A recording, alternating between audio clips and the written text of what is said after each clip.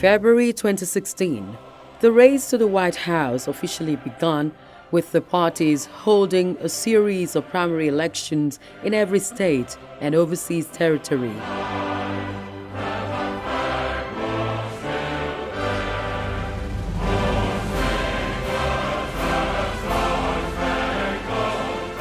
A move which determines who becomes the presidential candidate.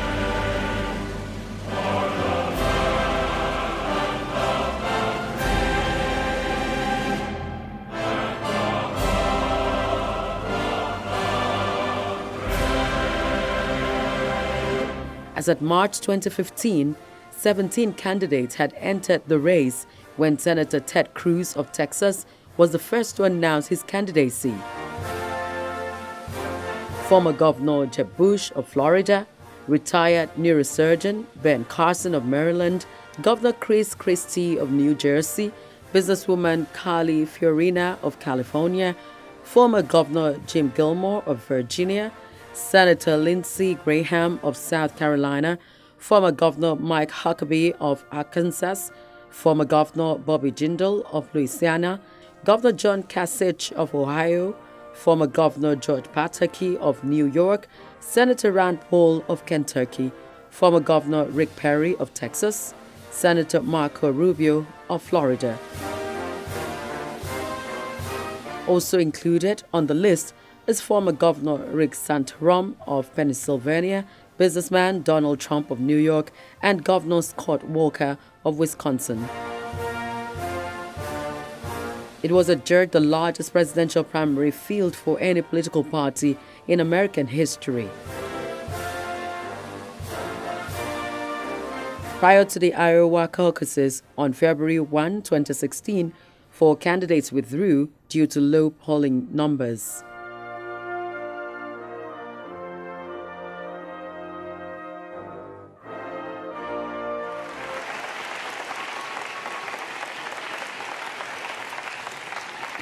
Democrat Hillary Clinton and Republican Donald Trump were the clear winners in 2016 primaries and were officially nominated at their party's conventions in July. Income inequality remains significant, and nearly half of Americans are living. The campaigns heat up between Hillary Clinton and Donald Trump.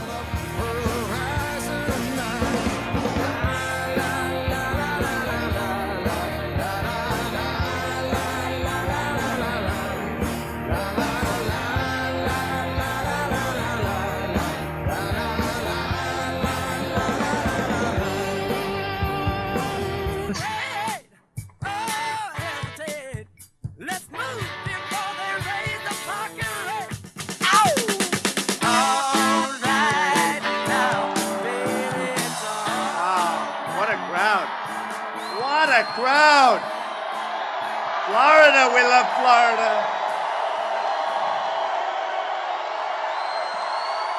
For Trump, his opposition to illegal immigration and various free trade agreements, such as his opposition to the Trans-Pacific Partnership, were very clear, and this perhaps earned him support.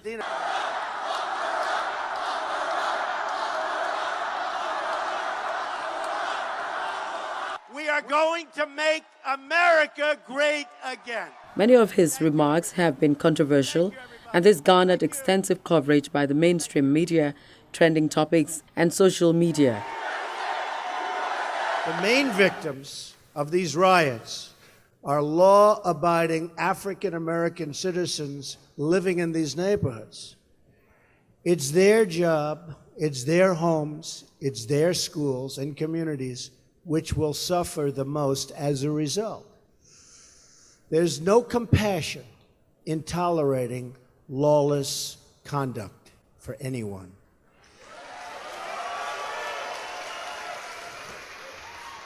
Crime and violence is an attack on the poor and will never be accepted in a Trump administration. The narrative has been pushed aggressively for years, and now by our current administration and pushed by my opponent, Hillary Clinton, you know, is a totally false one. You know that. The problem in our poorest communities is not that there are too many police. The problem is that there are not enough police. More law enforcement, more community engagement, more effective policing is what our country needs desperately. Just like Hillary Clinton is against the minors, she is against the police. Believe me.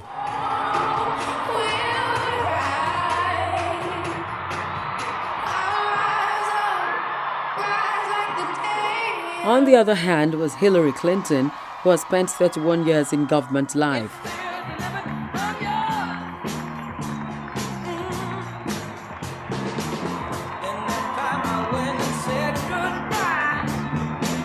Her campaign promises had a semblance as that of President Barack Obama, and this includes fair tax regime, gun violence prevention, health care, improved immigration reform, and end of poverty.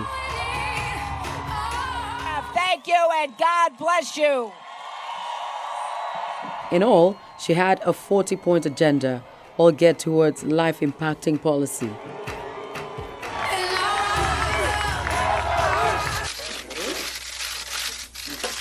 Her foreign policy and national security platform largely followed Obama's trajectory as well, to say a few words and then take your questions, which she helped steer as its first Secretary of State. As I've said many times, a man you can bait with a tweet is not a man we can trust with nuclear weapons.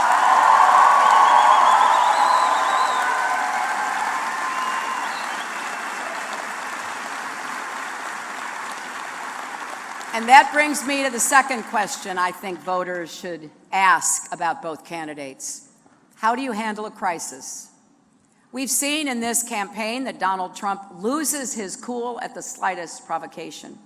When he's gotten a tough question from a reporter, when he's challenged in a debate, when he sees a protester at a rally, when he's confronted with his own words. So imagine him in the Oval Office facing a real crisis. Imagine his advisors afraid to tell him what he doesn't want to hear. Racing against his legendarily short attention span to lay out life and death choices too complex to be reduced to a single tweet. And then imagine him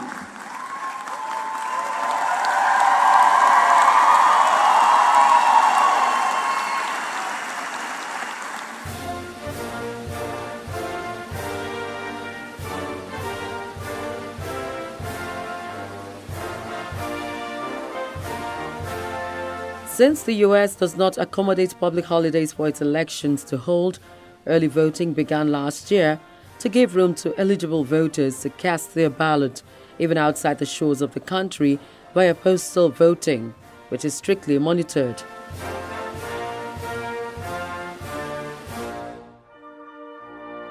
The D-Day breaks.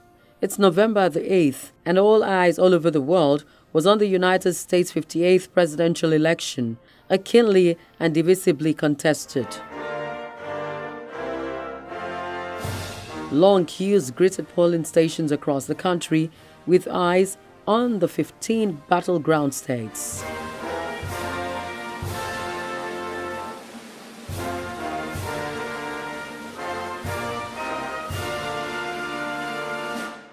Winning the U.S. presidential election solely depends on the country's electoral college, a body that elects the president and vice president of the United States every 4 years.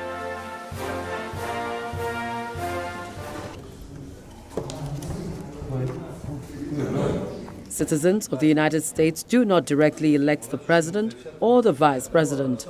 Instead, they choose electors who usually pledge to vote for particular candidates.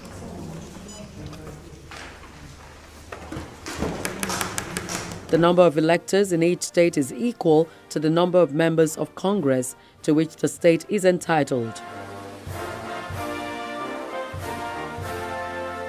There are currently 538 electors, corresponding to the 435 representatives and 100 senators, including the 3 additional electors from the District of Columbia, the less populous state.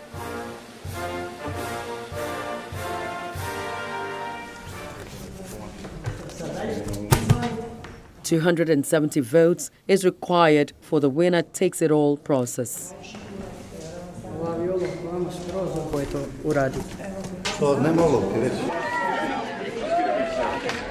Sorry.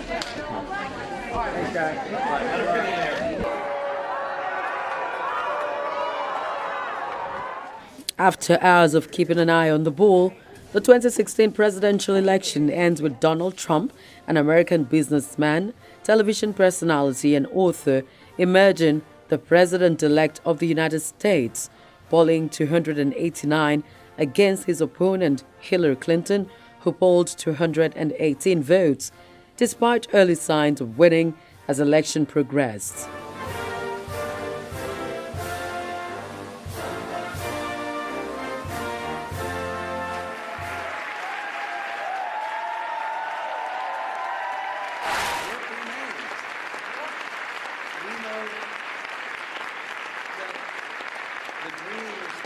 She considered victory by putting a call through to Donald Trump.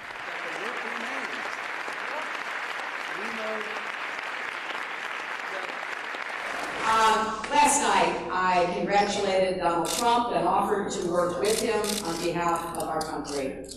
I hope that he will be a successful president for all Americans. This is not the outcome we wanted or we worked so hard for. And I'm sorry that we did not win this election for the values we share and the vision we hold for our country. But I feel pride and gratitude for this wonderful campaign that we built together. This vast, diverse, creative, unruly, energized campaign. You represent the best of America. And being your candidate has been one of the greatest honors of my life. This is painful, and it will be for a long time. But I want you to remember this. Our campaign was never about one person or even one election. It was about the country we love and about building an America that's hopeful, inclusive, and big-hearted. We have seen that our nation is more deeply divided than we thought. But I still believe in America, and I always will. And if you do, then we must accept this result and then look to the future. Donald Trump is going to be our president. We owe him an open mind and the chance to lead. Our constitutional democracy enshrines the peaceful transfer of power. And we don't just respect that, we cherish it. It also enshrines other things: the rule of law, the principle that we are all equal in rights and dignity, freedom of worship and expression. We respect and cherish these values too, and we must defend them.